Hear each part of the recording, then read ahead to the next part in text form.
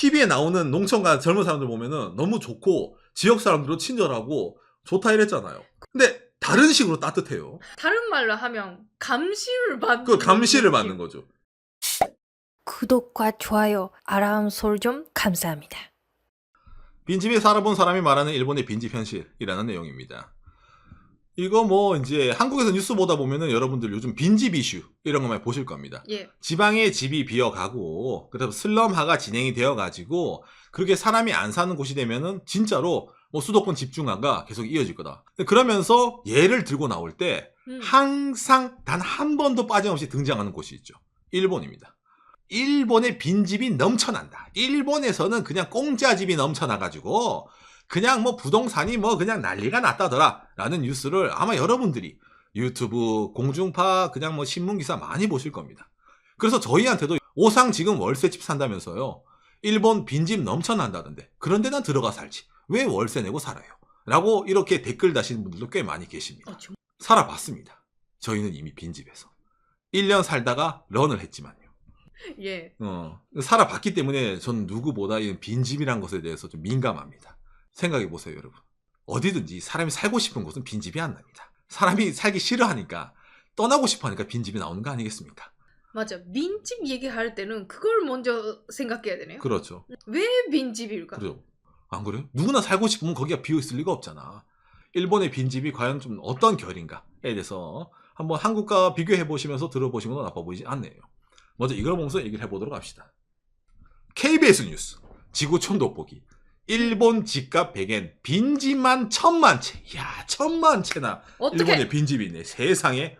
이제 일본의 이제 빈집 문제가 고령화 사회 때문에 많이 나온다. 그래서 대한민국도 앞으로 어쨌든 고령화 사회를 진입할 거기 때문에 일본의 상황을 보면서 한국에 대해서 생각을 해보자 라는 식으로 취지는 참 좋습니다. 취지는 좋은데 그 유도를 할 때 많이 다르죠. 일본이라는 나라의 부동산 상황과 한국과 부동산 상황은 전혀 다르고 집값에 대한 생각, 그 다음에 뭐 한국은 전세가 있지만 일본은 전세 같은 것도 없고 금리도 전혀 다르고 그냥 차 타고 출근 가능한 거가 일본은 차 타고 안 되는 데도 있고 아니 전철 문화권이라든지 그 다음에 일본의 전기권 문화, 회사에서 교통비가 나오는 이런 문화부터 이래가지고 정말로 많이 다릅니다. 한국과 일본은. 일본은 인구가 올해 계속 줄고 있어요. 추락하고 있는 상황입니다. 1년 만에 81만 명이 줄어들었다. 그러다 보니까 어쩔 수 없죠. 사람이 죽잖아. 집은 지어서 남아있을 거 아닙니까? 사람이 죽으면 집이 사라지는 건 아니니까.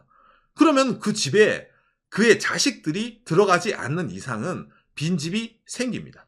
일본의 빈집 중에서 제일 큰 문제점 중에 하나가 부모님들, 할아버지, 할머니들은 촌에 있어요. 농사 짓습니다.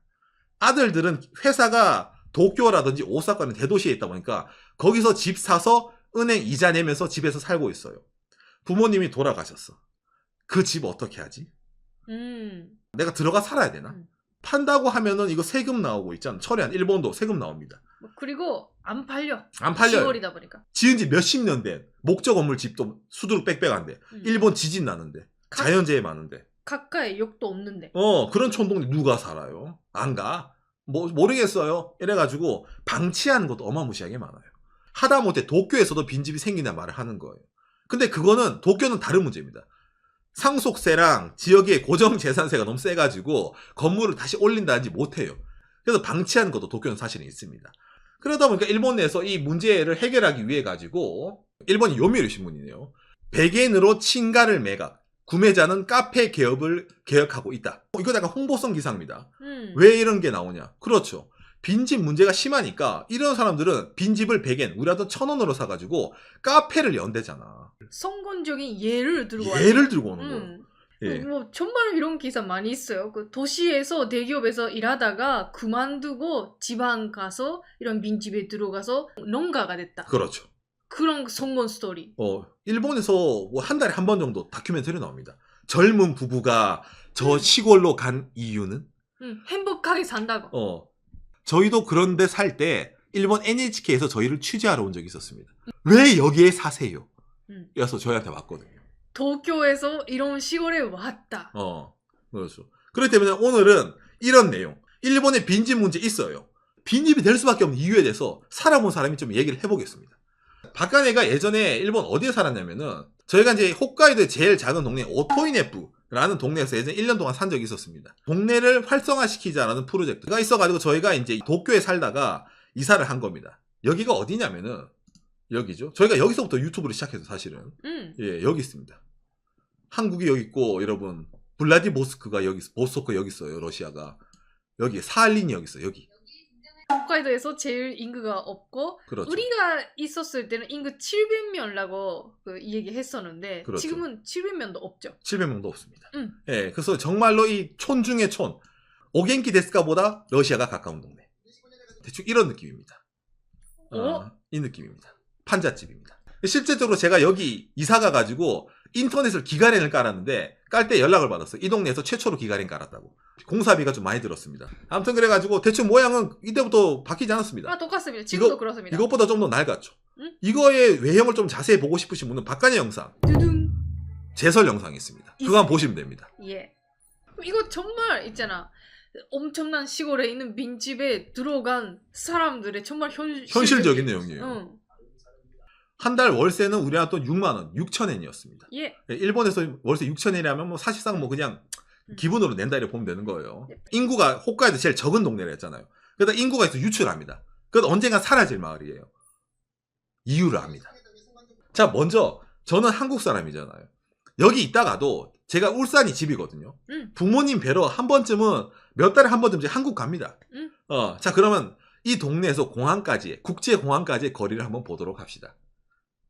대충 요 정도 걸립니다.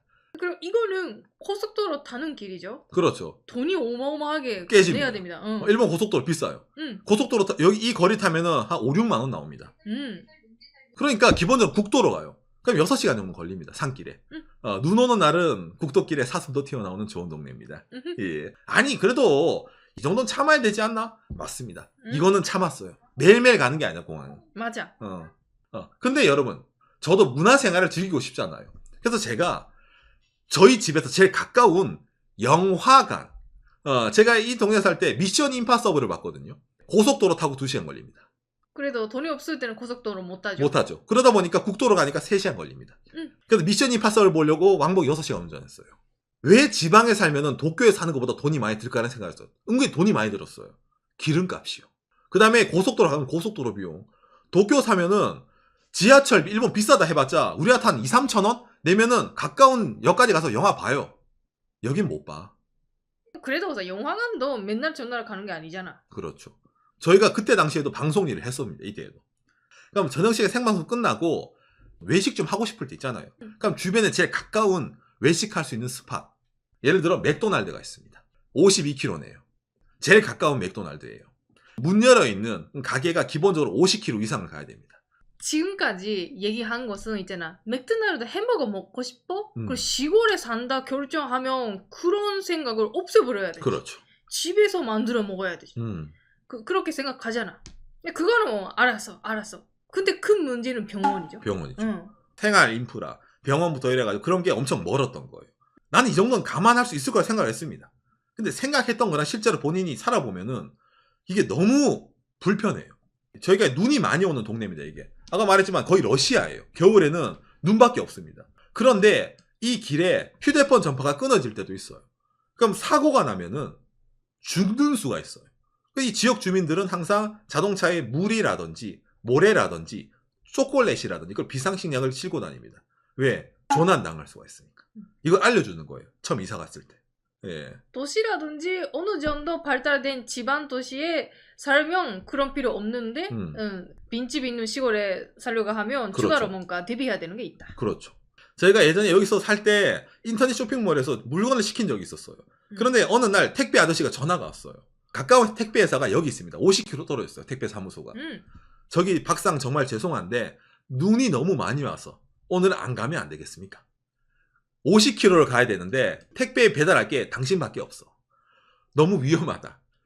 박상만 오늘 물건을 안 받으면은 내가 이 택배 아저씨가 왕복 100km를 갈 필요가 없는데.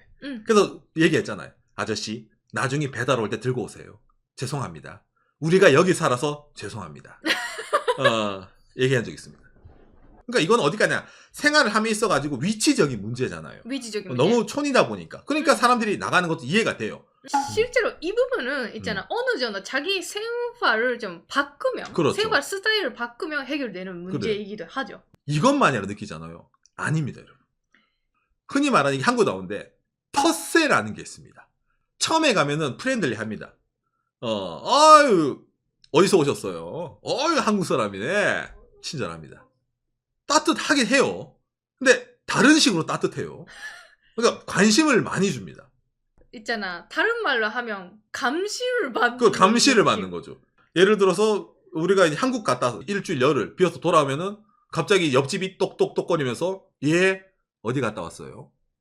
아, 어쩐지 매일매일 차가 서 있어야 되는 주차장에 차가 없다고 했더니 한국 갔다 오셨구나.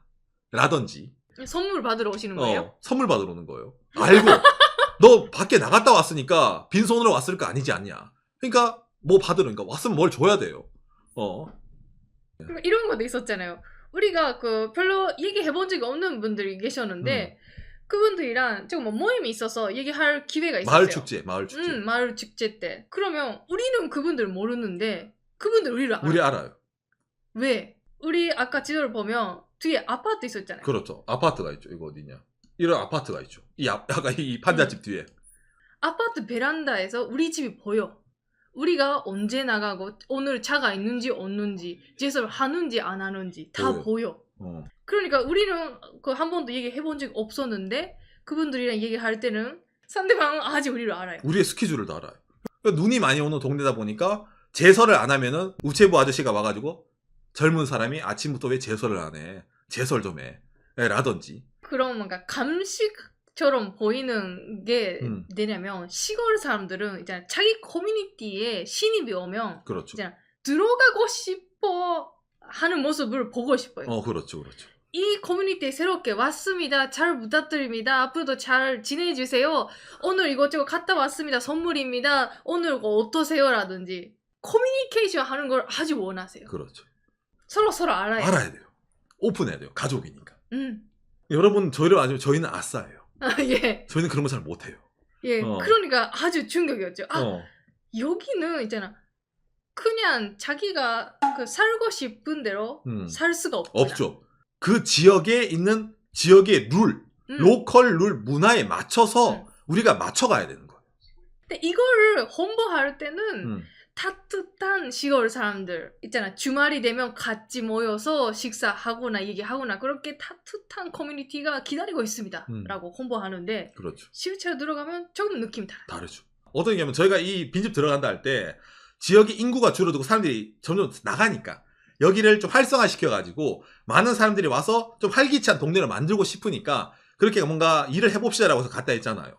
근데 그 주민들이랑 얘기를 해보면은 이 사람들이 들어오기를 바라지를 않아요. 그거는 있어요. 그러니까 들어온 사람들은 우리의 이런 문화, 예를 들어 동네 축제, 동네 이런 행사, 요리 행사, 뭐 일례 행사를 맞춰주면서 우리의 이런 문화에 융화될 수 있는 친구는 필요한데 나는 마이웨이예요. 저는 여기면 그냥 살고만 싶어라는 친구들은 필요가 없어요. 이걸 할 때는 누구누구 사이랑 좀 뭔가 위경을 맞춰야 되네 라든지. 그렇지. 그러니까 이런 거 할 때는 저기 상공회에서 누구누구가 있는데 그 사람이랑 먼저 얘기를 하고 나한테 와야지. 이런 거 있잖아요. 그런 게 정해져 있구나. 그러니까 뭘 할래도 할 수가 없어요. 그냥 여기서 평생 살면서 우리들이랑 같이 이 작은 700명 마을의 커뮤니티에 있고 싶으면 살아도 되는데 네가 뭐 대회 홍보를 한다는데 대외적으로 딴 거 일을 하고 싶은 거 그건 우린 모르는 일이야. 그건 네가 알아서 하는 거고. 그런 식으로 벽을 좀 많이 느끼는 거죠. 예. 그런 걸 느끼면서 도저히 안 되겠다라고 살면서 느낀 게 제일 큰 문제가 하나 있습니다. 뭐냐면은 이거 보면 추미코는 PTSD 한번 올 겁니다. 이게 이 지역에 쓰레기를 버리는 방법에 대한 매뉴얼입니다. 이거를 정해진 대로 하지 않으면은 큰일 납니다. 큰일 납니다. 정말로 큰일 납니다. 저 지역에서는. 시골이다 보니까 다 그 눈이 있기 때문에 주변에. 그렇죠. 이 지역에서는 쓰레기 봉투 종류가 엄청 많아요. 예를 들어 어떤 느낌이냐면은 일반 쓰레기 매주 토요일 촌에서 지정한 전용 쓰레기 봉투를 팝니다. 슈퍼에서. 사야 됩니다. 사야 됩니다. 비쌉니다. 일반 쓰레기 뭐 우산, 낙엽, 그 다음에 백열 전구, 그 다음에 이거 있잖아요. 음식물 쓰레기 같은 거. 생 쓰레기가 있습니다. 이거는 매주 화요일, 금요일에만 낼 수 있고 이것도 지정한 이거는 황색의 반투명 봉투를 따로 팝니다. 다른 유료 봉투. 이거는 진짜 음식물 쓰레기, 동물의 뼈, 뭐 티백 이런 것만 넣을 수 있어요. 돼지고기, 소고기 뼈는 일반 쓰레기, 생선, 닭고기는 음식물 쓰레기입니다. 다릅니다. 분류해야 됩니다. 탄화곰이라 해가지고 이거는 매주 화요일, 금요일에 지정된 봉투에 넣어야 됩니다. 이거도 또 다른 봉투 사야 됩니다. 사야 됩니다. 또 다른 겁니다. 3개째네요. 커피 메이커의 필터, 티슈. 그 다음에 생리용품. 커피 메이커의 필터는 이쪽 티슈 넣는 데고, 홍차 마신 티백은 음식물 쓰레기예요. 구분해야 됩니다. 구분해야 됩니다. 이거 틀리면 안 됩니다. 캔이 있습니다. 캔은 유명하죠. 근데 캔 또한 백색의 반투명 용지, 예, 촌이 지정한 전용 봉투, 캔 봉투가 따로 있습니다. 4개째 쓰레기 봉투. 4개째. 자, 그 다음에 오른쪽. 병이 있습니다. 어떻게? 청색의 반투명 봉투. 촌에서 지정한 전용 5개째 나왔습니다. 페트병. 오렌지색의 반투명입니다. 6개째죠, 쓰레기 봉투.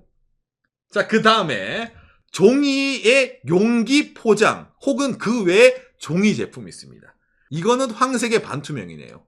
이것도 따로 시판하는 봉투가 있습니다. 일단 노란 투명 봉투를 사라. 그러면 이거는 7개째죠.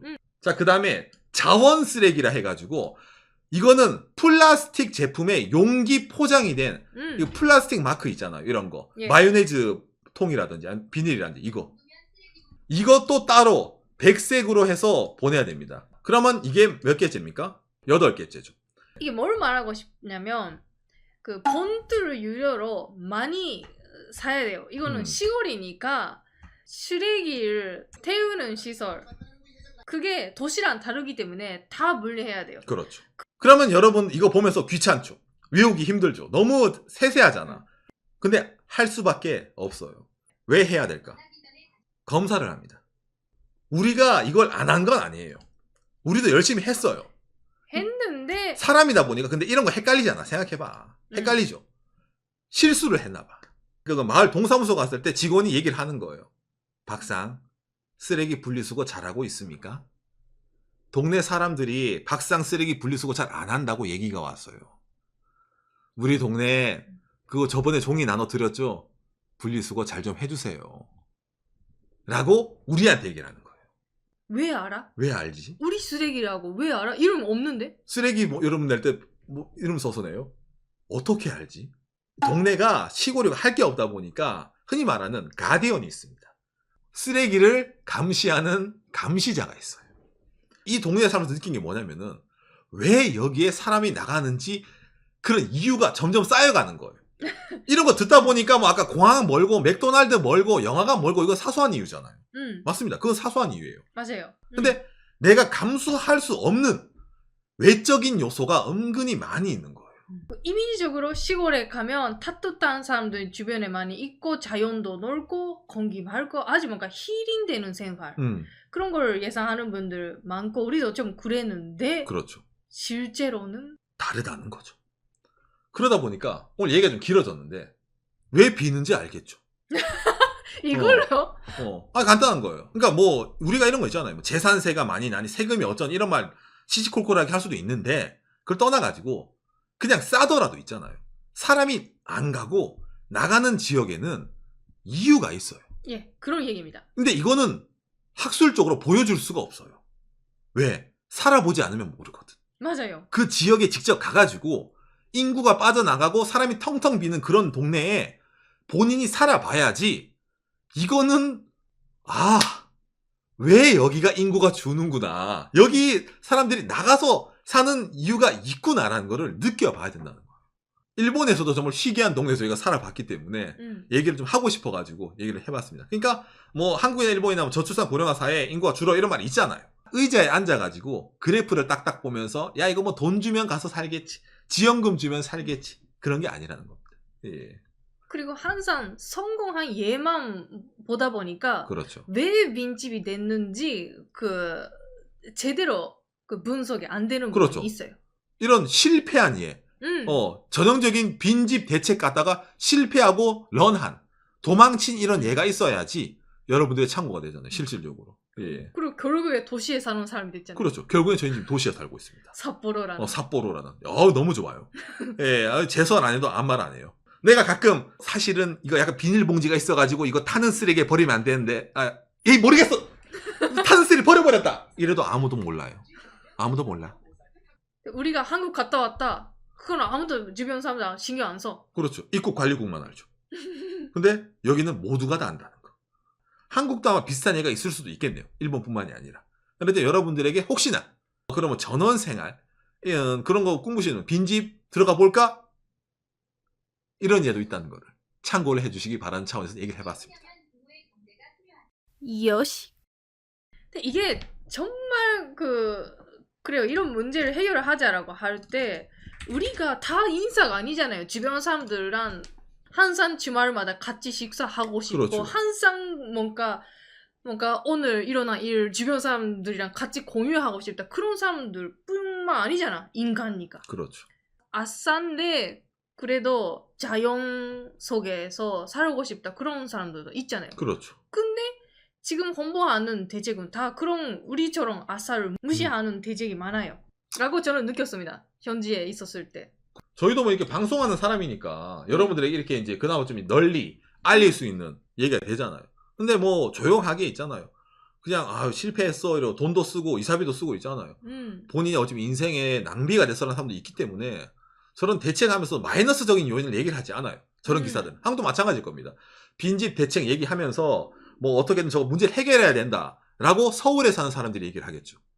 근데 실제로 거기에 대해서 자기는 안 가니까 누군가는 가주길 바라면서 누군가는 지방에 사람이 인구가 줄어든 데 가서 살아주길 바라면서 저런 걸 쓰는데 네가 가서 살아보. 나는 저런 컨텐츠를 한번 해보라고 느껴보고 싶네요. 살아보고 나면 어떤지. 왜냐면 남에게 이거 저거 하라는 건 말하기 쉽지만은 본인이 행동하기는 힘들지 않습니까? 그래도 나름 좋은 플러스적인 생각을 하고 있습니다. 항상. 도시에도 살아봤고 대기업, 벤처기업도 일해봤고 그렇지? 저런 촌동네 살아보고 지자체랑 일도 해봤잖아. 그러니까 여러분들한테 일본이라는 나라에서 다방면에서 얘기한 면에서 이야기하는 건덕지가 있어도 좋긴 좋은데 그걸 제외하면은 돌아가고 싶진 않아요. 예.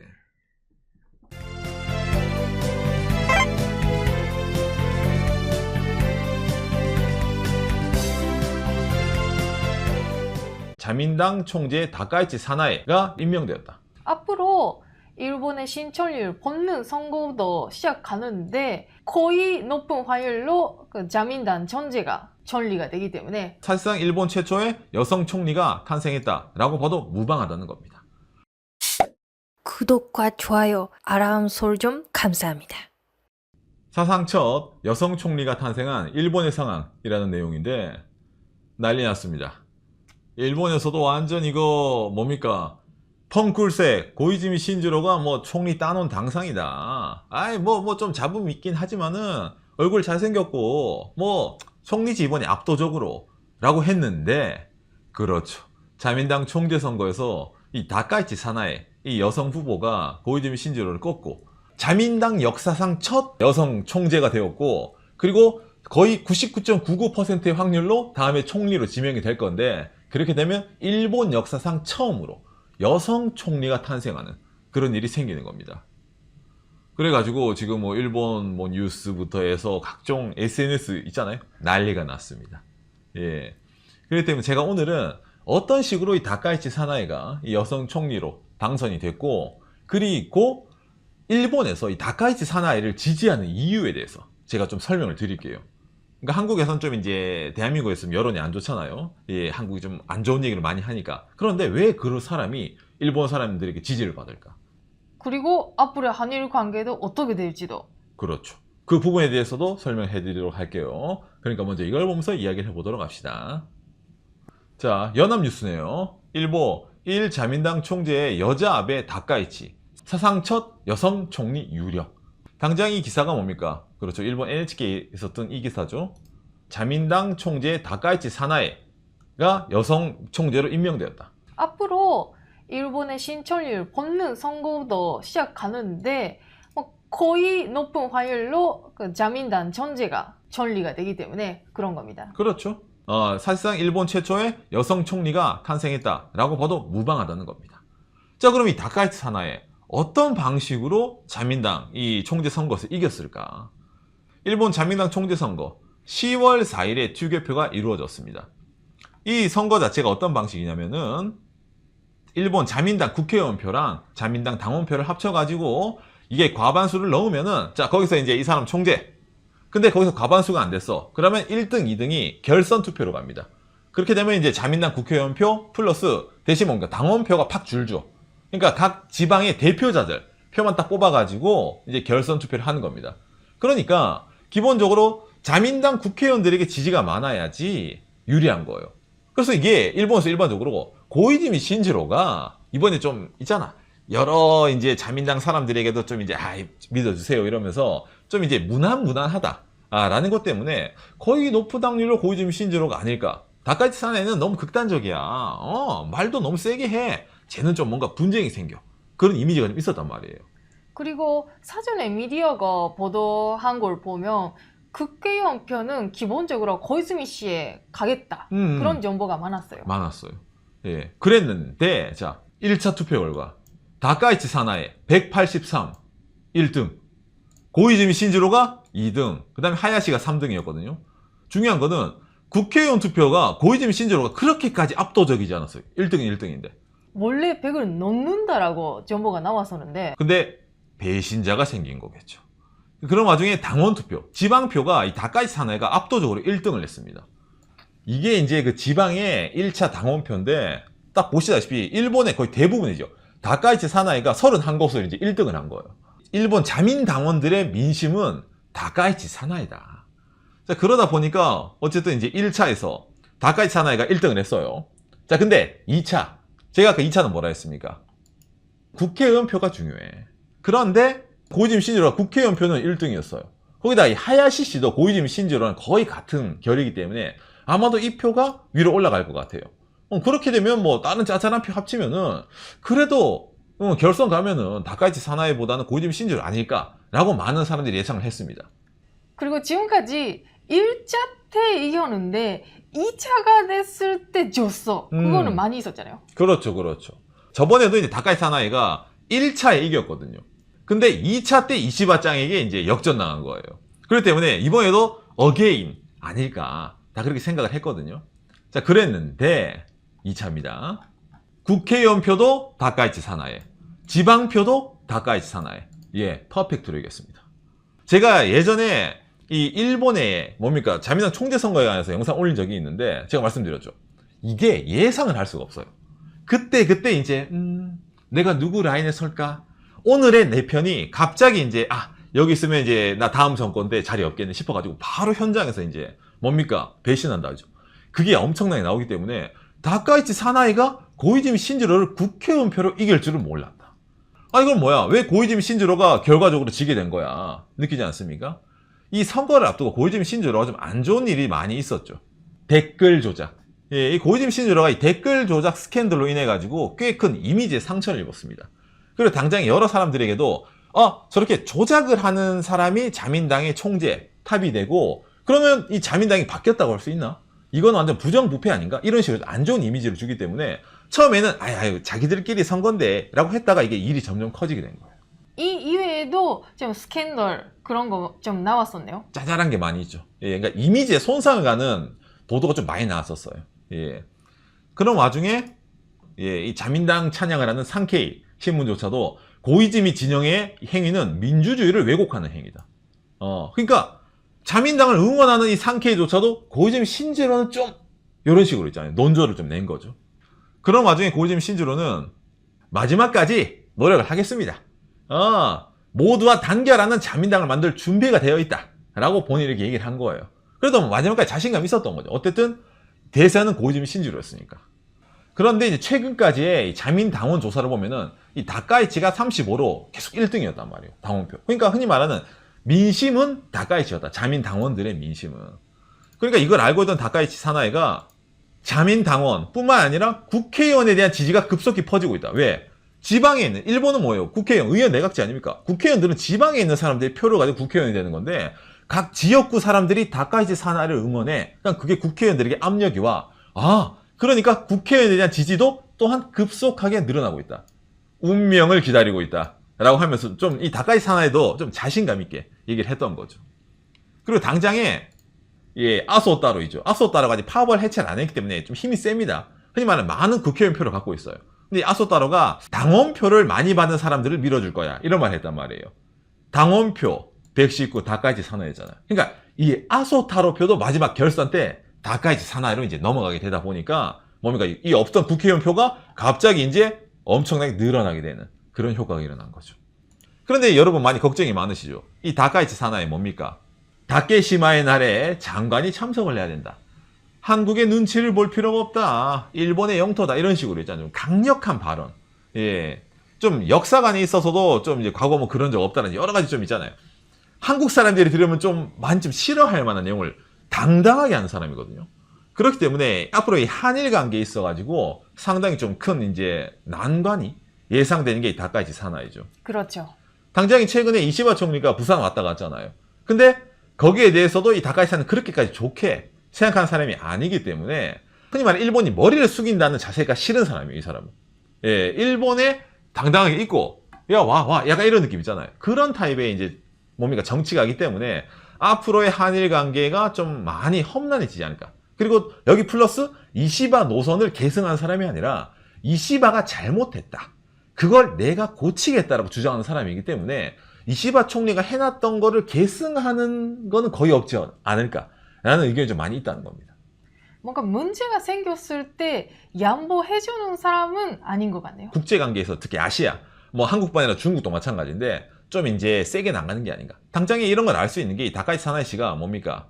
외국인에 대한 좀 약간 편견을 좀 조장한다 해야 되나? 외국인은 이제 일본에 와가지고 사슴도 걷어차고 좀 여러 가지 안 좋은 일을 한다. 어쨌든 한국도 일본에서 외국이잖아요. 중국도 외국이잖아요. 그런 의미로 일본 이외의 것들에게 대해서는 좀 많이 배타적인 자세를 가진 게 이 다카이치 사나이 후보라는 겁니다. 그러니까 이게 어찌 보면 이 다카이치 사나이 후보의 최근에 뭡니까? 좀 지지 기반이기도 합니다. 당장 일본에서 뭐 투자하는 뭐 중국 자본이라든지 있잖아요. 그런 것에 대해서는 규제를 넣겠다. 여러분, 일본은 일본 사람들만의 것입니다. 외국인을 위한 데 아니다. 외국인을, 거기다 또 나쁜 외국인을 몰아내자. 근데 우리가 나쁜 외국인을 바로바로 알 수 없잖아요. 그러다 보니까 이게 전면적으로 좀 외국인에 대한 차별이 좀 심해지는 게 아닌가.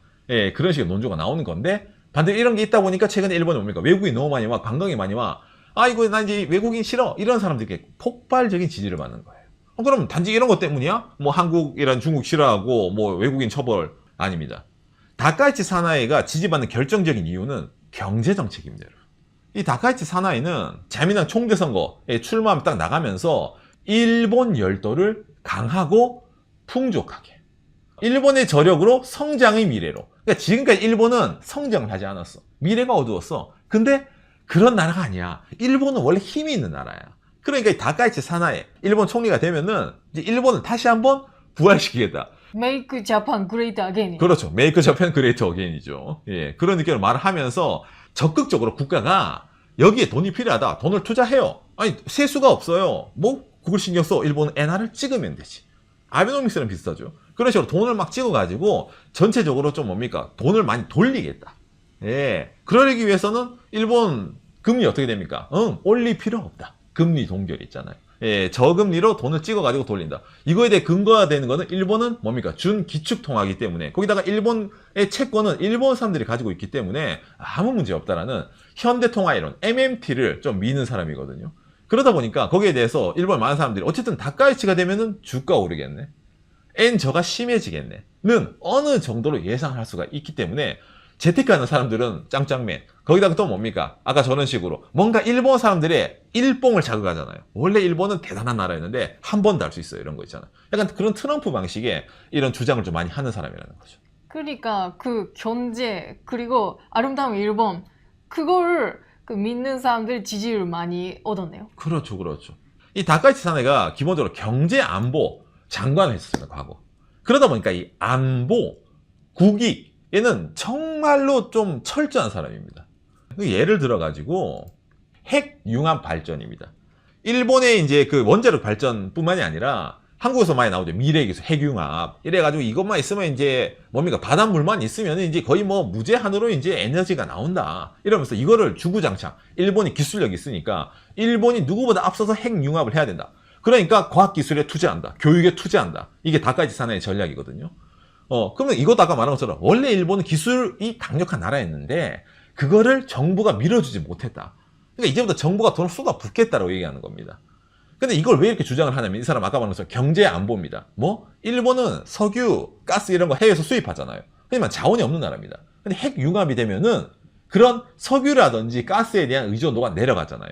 어느 정도 에너지가 자립적으로 가질 수 있다. 그래서 에너지 안보적인 측면에서 이 핵융합을 믿는 정책. 그리고 이건 다카이치 사나이 본인의 유튜브인데 그렇죠. 식량 안보. 그러니까 식량 자급률을 올려야 된다. 일본 내에서 뭐 쌀이라니 밀이라니 여러 가지 식재료가 있지만 그거 부족하다. 맨날 수입하지 않냐. 그래 가지고는 해외에 흔들린다.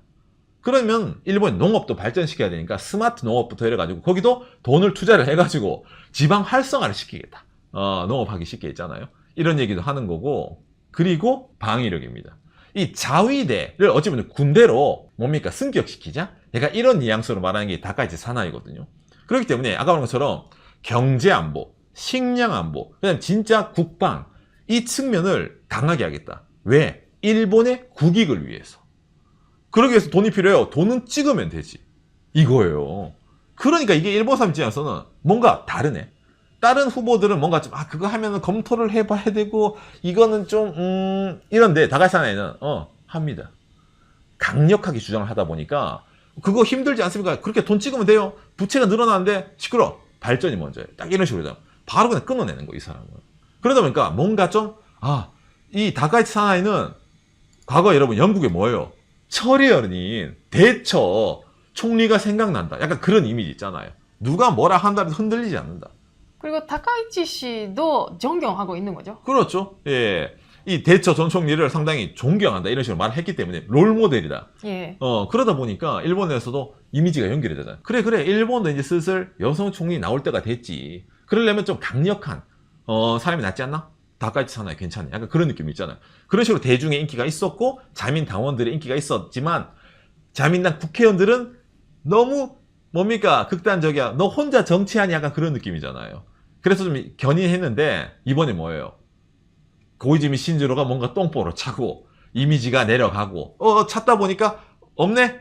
결과적으로 뭐, 다카이치 사나이로 그냥 가자. 어차피 될 것 같으니까, 미리 가서 줄 서가지고 한 자리 얻자 했잖아요. 약간 그런 좀 일본 자민당의 정치적인 움직임이 좀 있었던 게 이번 선거의 결과라는 겁니다. 자, 앞으로 일본 어떻게 될까요? 저도 모르겠습니다, 여러분. 한일 관계도 모르겠고, 일본이 어떻게 변할지 모르겠습니다. 확실한 거는 제가 지금까지 일본이랑 달라요. 아베노믹스랑도 좀 다를 거라고 생각이 됩니다. 아베 전 총리조차도 최대한 있잖아. 다른 이제 파벌에 그런 거 좀 얼굴 좀 봐가면서, 같이 가자. 약간 그런 느낌이었거든요. 근데 다카이치 사나이는 그게 아니에요. 무파벌에다가 기본적으로 뭡니까? 독고다인데 좀 세게 밀어붙이는. 이 사람은 어쩌면 대중의 이런 뭡니까? 사람들을 움직여가지고 국회의원도 움직이는 그런 타입이기 때문에 어쨌든 지금까지 좀 다른 기시다, 이시바 때는 일본이 긴축이었습니다. 근데 이제부터는 긴축을 하지 않고 금리 동결, 돈 찍고 경제부터 예를 들어서 뭔가 과감한 정책을 많이 할 수도 있는데 대신 뭐 일본 사람들의 불만, 외국인의 불만도 좀 제거를 해야 되기 때문에 한국과의 이런 관계라든지 있잖아요. 이것도 어쩌면 다시 한번 원점으로 돌아갈 수도 있는 한일 관계가 이시바 총리가 해놨던 것들이 그런 좀 여러 가지 리스크도 많이 생긴다는 거겠네요. 그리고 당장 일본에서는 이 다카이치 사나이가 예를 들어 여성 총리를 취임하고 나서 제일 큰 이벤트가 있죠. 트럼프 대통령이 일본에 옵니다. 27일 날에. 이 트럼프 대통령 오기 때문에 고이즈미 신지롬이 좀 불안하다 약간 그런 것도 있었어요. 그런데 이 다카이치 사나이 영어 잘하거든요.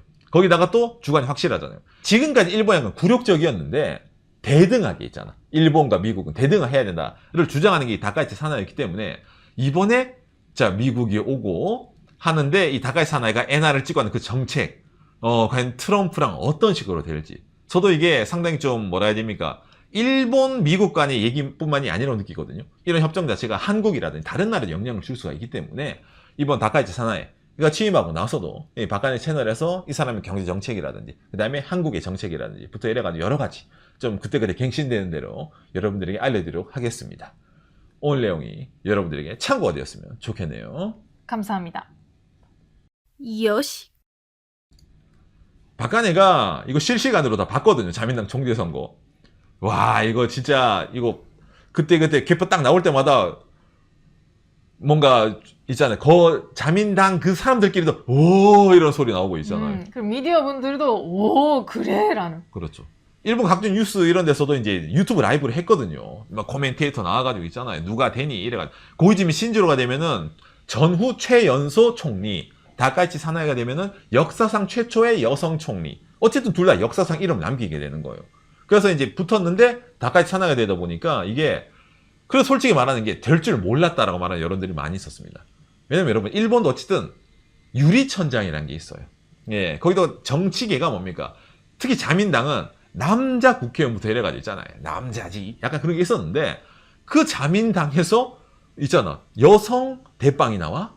야, 이거 세상이 바뀌네. 약간 그런 거 있잖아요. 어떤 의미로는. 그렇기 때문에 좀 상징하는 바가 큰 이번 자민당 총재 선거였는데 어쨌든 이 자민당 총재가 일본 총리가 될 거 아닙니까? 그럼 일본의 얼굴도 바뀌는 거잖아요.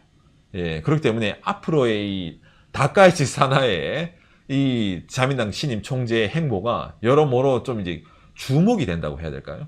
예, 특히 아까 말한 것처럼 대한민국에 관해서는 앞으로도 좀 뭔가 극단적이라고 하기를 그렇지만 어쨌든 한일 관계가 좀 뭔가 드라마틱하게 바뀔 수도 있는 우호 무드가 바뀔 수도 있는 이 후보가 되었기 때문에 거기다가 다카이치 사나이 지지자들 또한 한국을 그렇게 좋아하지 않아요. 기본적으로.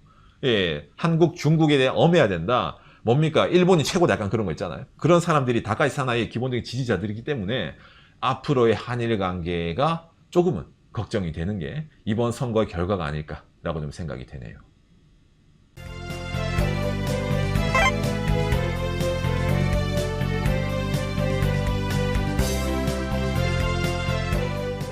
이것이 아메리카 사이즈다. 마이도아리. 코스코가 이제 특히 하나도 이제 저희가 기억나는 에피소드가 하나 있는데 저희가 나고야에 예전에 저희가 나고야 쪽에 이제 덴소 다닐 때 나고야 쪽에 거주를 할 때 나고야 그 지역 쪽에 여러분 센트레아라고 중부 공항이 있습니다. 나고야 공항 국제 공항인데 그 옆에 코스트코가 그때 당시 생긴 거예요. 난리가 났습니다. 진짜. 나고야 그쪽 지역 일본이 뒤집어졌습니다. 당시에 그 생겼어요. 그게 2013년도네요. 그게 생겼을 때 뒤집어졌어 나고야가.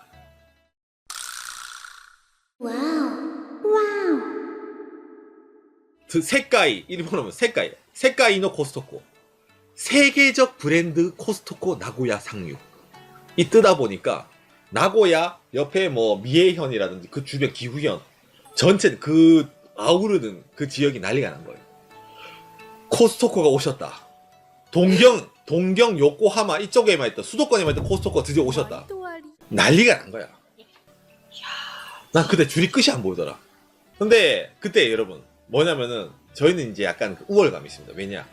당시에 저희는 그렇죠. 동경에 미리 한번 여행 갔을 때 동경에 있는 코스트코에서 회원증을 갖고 있었어요. 예. 그러다 보니까 여러분 아시는 코스트코는 처음 들어갈 때 회원증이 없으면은 가입을 해야 되죠. 안 그러면 뭐 초대장 이런 거 들고 가야 되잖아. 그러니까 사람들이 그 많은 줄은 그렇죠. 처음 코스트코를 가기 때문에 회원증이 없는 사람들이 회원을 가입하기 위해서 줄이 긴 거야. 그러다 우리는 뭐야? 빛나는 코스트코 회원증을 딱 들면서 추미코랑 둘이서 이제 그렇죠. 옆으로 유유히 걸어갑니다. 니들은 보았냐? 이게 바로 킹갓 코스트코 회원증이다. 그렇죠. 딱 입고 가니까 그렇죠. 옆에는 이제 회원 가입줄 쫙 서 있는데 처음 온 사람들이 다 들어서 여기요. 그렇지. 이코노미 비행기 탈 때 이코노미 좌석이 딱 서 있는데 마치 우리 퍼스트 클래스 타는 사람들처럼 지금부터 입장하시기 바랍니다. 추리닝에 스리퍼 쫙쫙 끌면서 내가 회원이다. 이 마패를 보아라. 그리고 그걸 한번 맛을 봤기 때문에 어떻게 돼? 그 이후에 장인 장모 그러니까 처갓집 있잖아요. 처갓집이 한 번도 안 가봤더니 가고 싶대요. 장모님이 유행에 민감하거든. 장인 장모 그 다음에 그렇죠. 소문의 추미코의 오라버니 추미코 미쿠를 좋아하는 추미코의 오라버니를 모시고 처갓집 세 분을 다 모시고 그때도 이제 유행이라 데려갔어요. 이게 엄청 유행이라면 어떻게 들어가니? 장모님, 장인어른 걱정하지 마십시오.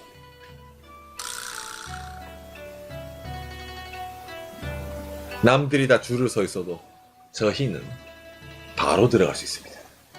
들어가니까 난리가 난 거야. 그러니까 장모님이 나 기억나네요. 그러니까 와 이러면서 이제 어머 미짱, 그러니까 추미코한테 미짱이라고 그러거든요. 어머 미짱 이것 봐, 이것도 있네. 그래서 추미코는 그거 동네 슈퍼에도 팔아. 추미코는 항상 이런 말 하는데요. 동네 슈퍼에도 파는데 아니야 이건 더 싸네. 장모님 이것도 사고 이것도 사고. 그 다음에 또 이제 장인어른은 별로 안 삽니다. 그런데 그렇죠. 추미코의 오라버니 아직 기억납니다. 추미코 오라버니가 한번 꽂힌 게 있었습니다.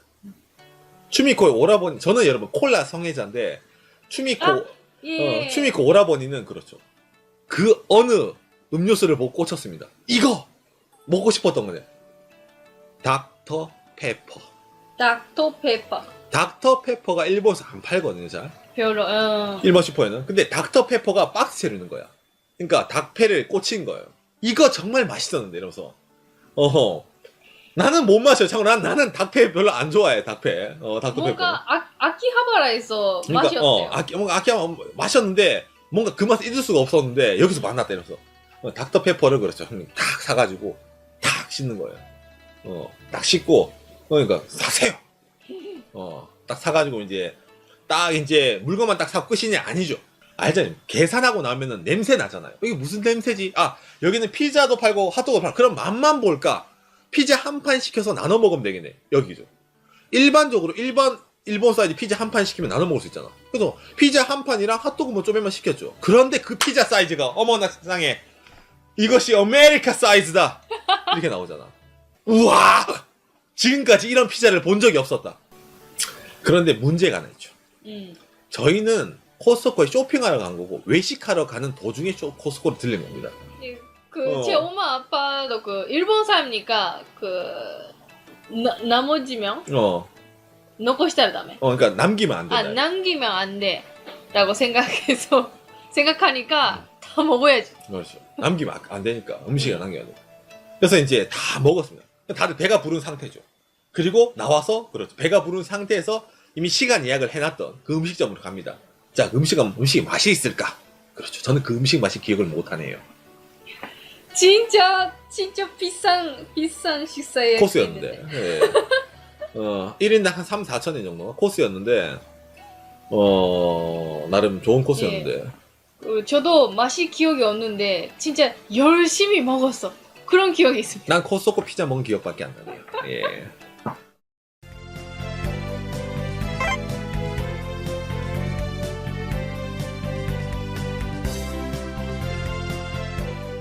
일본은 부자라는데 왜 나는 가난하지라는 인지 부조화의 일본 사람들이 많은데 그 사람들이 원인을 찾잖아요.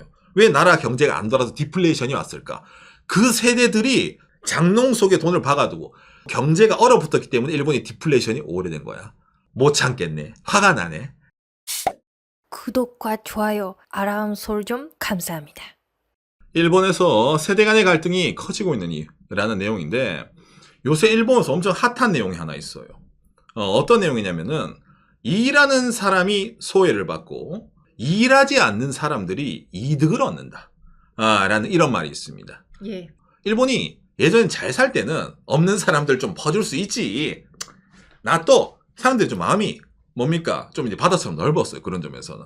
이해를 해줬거든요. 그런데 이게 일본이 지금 뭡니까? 물가 상승, 인플레이션이 왔어요. 디플레이션에서.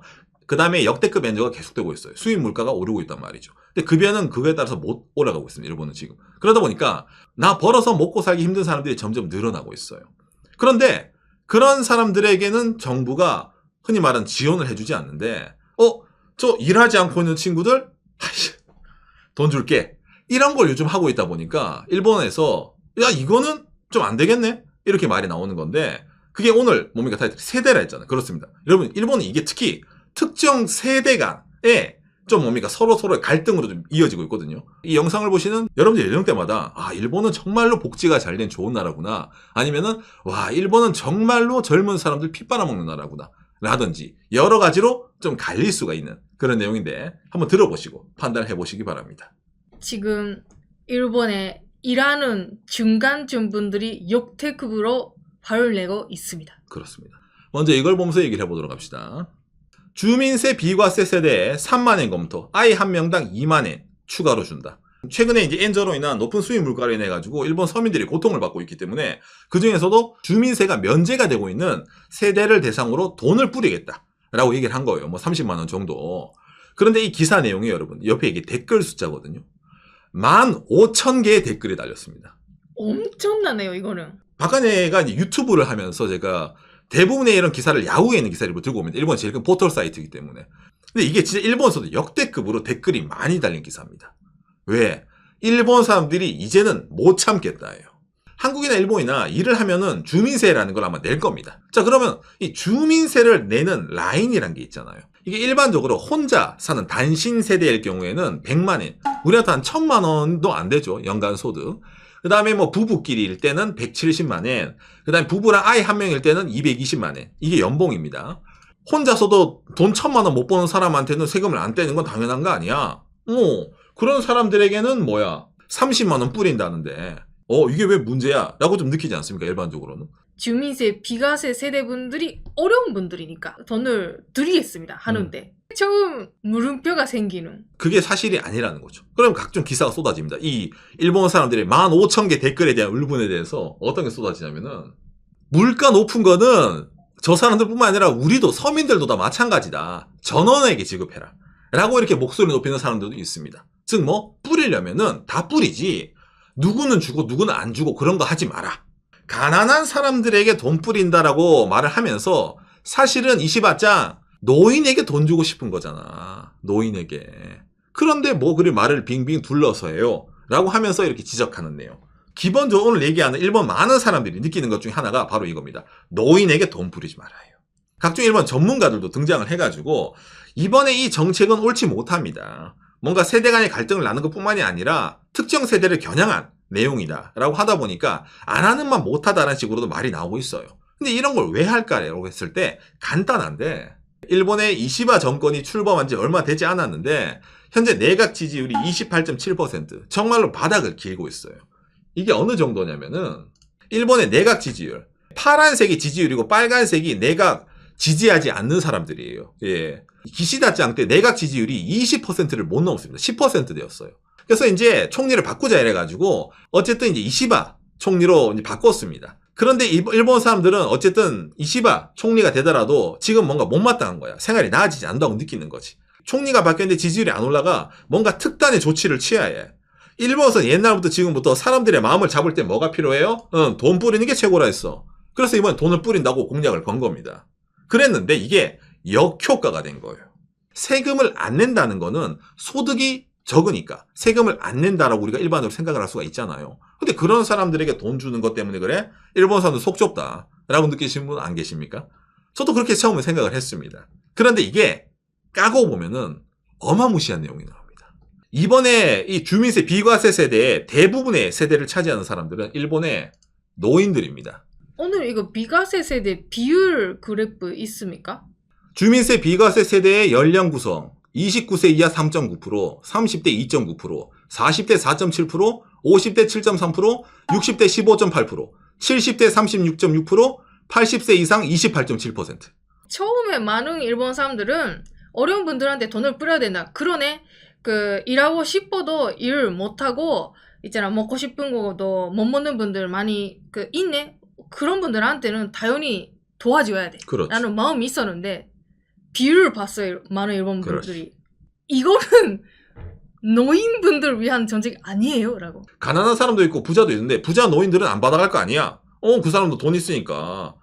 그렇지 않습니다. 일본에 이런 제도가 있어요. 공적 연금 공제 제도가 있습니다.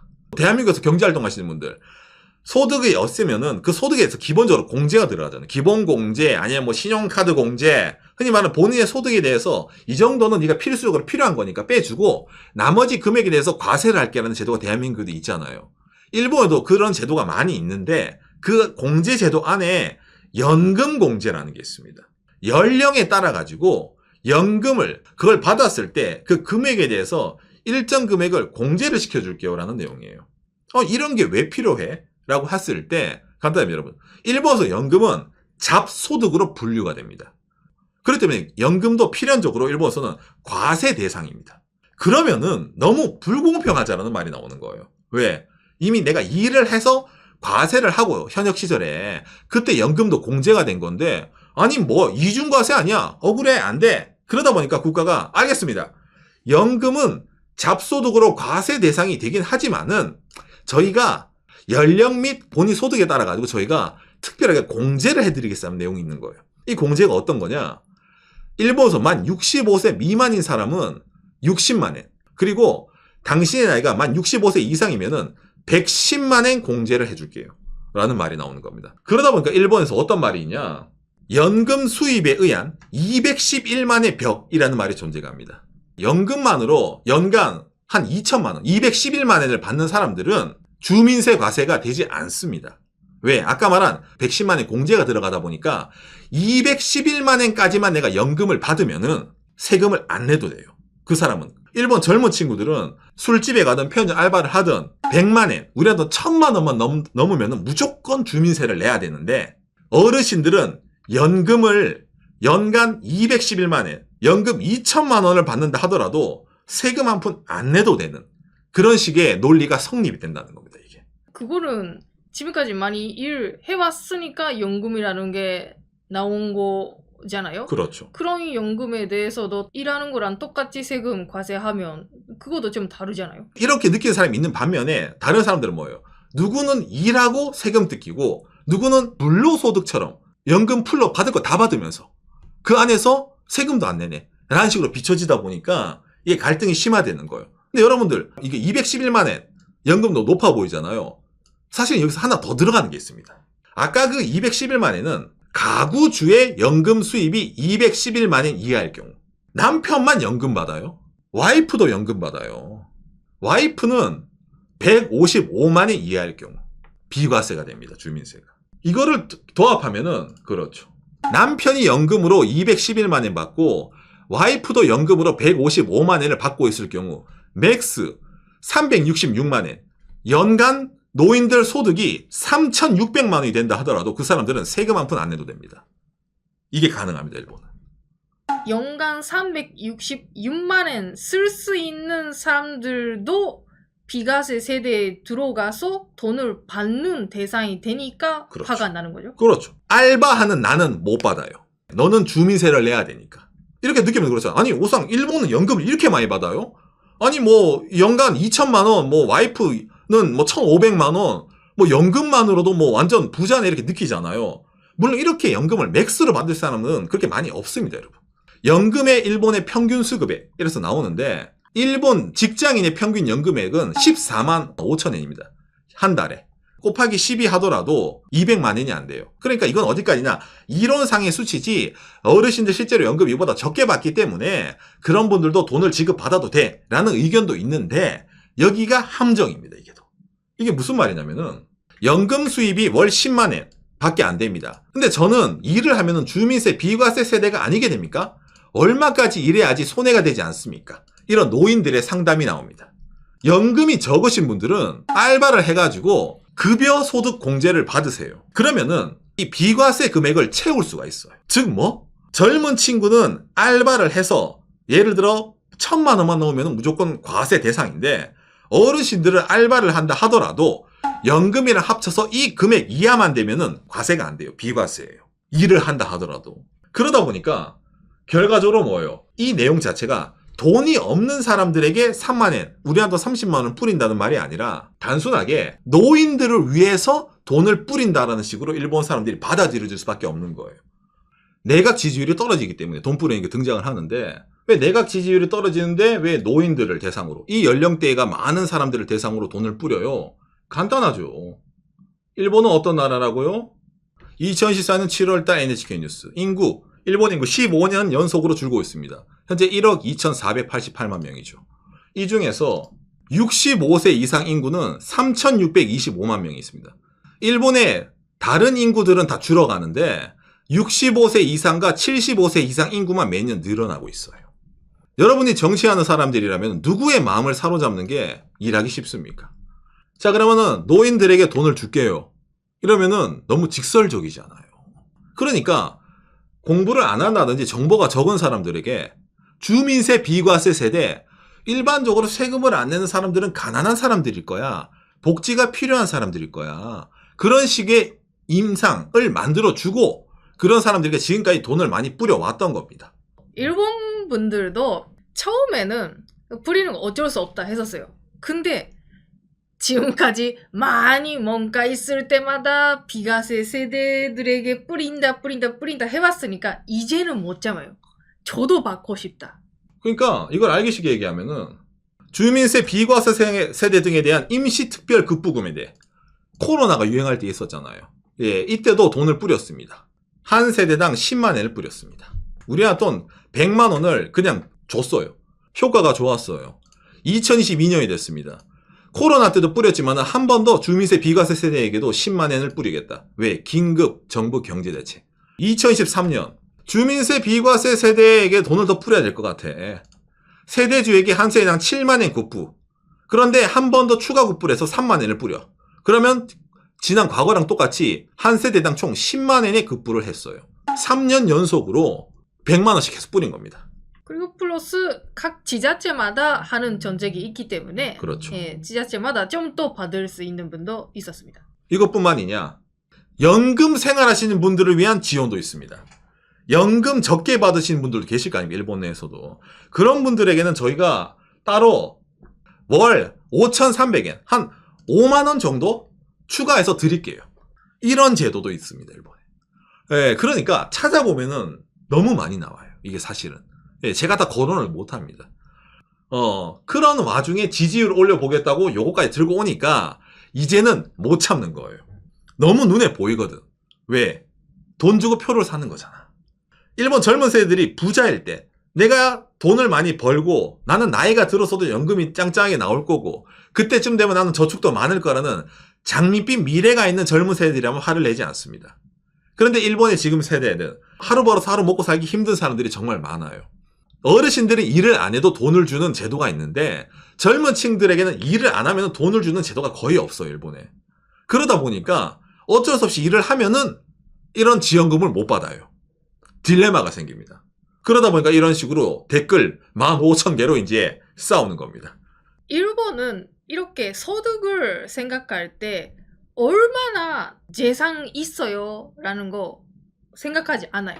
알 수 없기 때문에. 그렇죠. 그래서 올해는 얼마나 연금 받았어요? 소득이 있습니까? 그걸로 판단하기 때문에 예를 들면 소득은 없는데 통장에는 돈이 많이 있어요. 그런 분들도 돈은 받을 수 있어요. 그렇죠. 예. 그거도 문제죠. 그러니까 자산이 부동산은 일본은 고정자산세가 있어서 어르신들이 건물을 갖고 있는 어르신들은 과세 대상입니다. 근데 현찰을 갖고 있으면은 과세 대상이 아니에요. 돈만 갖고 있으면. 나라는 파악할 수가 없으니까. 그렇죠. 예, 그러다 보니까 일본에서 장롱 속에 현찰을 감추고 그 일본에서 많이 뜬 뉴스가 뭡니까? 어르신들이 집에 현찰을 놔둬놨다가 뭐예요? 보이스피싱에 걸려가지고 몇 억씩 돈을 송금을 했다네. 그런 뉴스가 막 뜹니다. 처음엔 괜찮아요. 어이구 저 어르신 불쌍하다. 근데 그런 뉴스가 너무 많이 떠. 저 사람들은 뭘 했길래 집에 돈을 그렇게 쌓아두고 있는 거야? 나는 저 나이 때까지 돈을 그렇게 현금을 못 모을 것 같은데? 일본에서 지금 치안이 나빠져서 집단 강도가 유행을 합니다. 박간의 영상.